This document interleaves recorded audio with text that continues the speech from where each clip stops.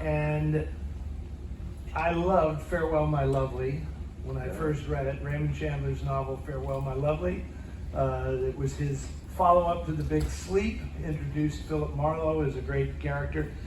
But something is missing in those novels, and Walter Mosley, somebody's read Walter Mosley, took care of that by creating the character that's in this movie. Now tell us how you came to be the guy who put Easy Rawlins on screen. You know, it's interesting. My wife and I were, I'm trying to think if we were in Hawaii or if we were at Book Soup up on Sunset. And she saw the cover of it. And at the time, she had a house and she was losing her house.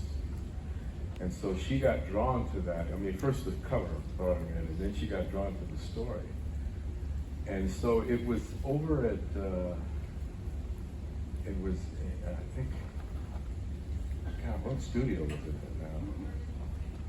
At any rate, Universal. Universal, yeah. Yeah, and we were able to get it out of Universal. And interestingly, we were in Minnesota shooting Laurel Avenue, which was this miniseries that I did. And Walter Mosley was having a book signing.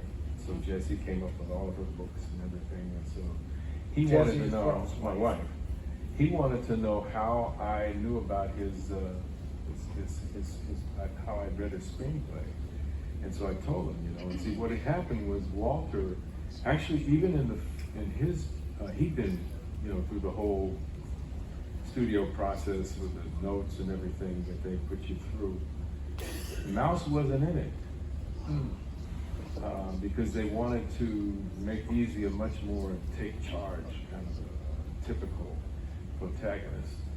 And so he wondered how I knew that. And I, of course, let him know that we were trying to get it. So, hang on one sec. How many people in the audience have not seen this movie before? Have not seen it?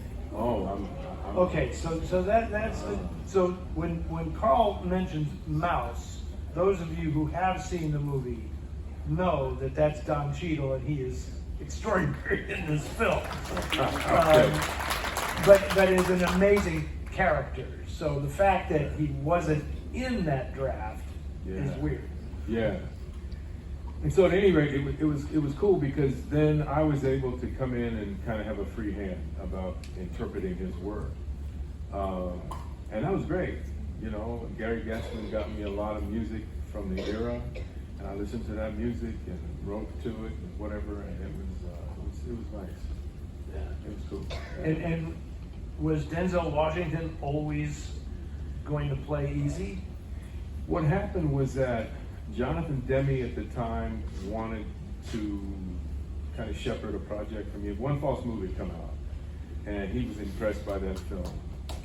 And he wanted to work with me on something. I was interested in the book. Denzel was interested in the book, so it all kind of coalesced, and everything was over at Columbia TriStar. And so, yeah, you know, that's how it happened. Okay, fantastic. Now,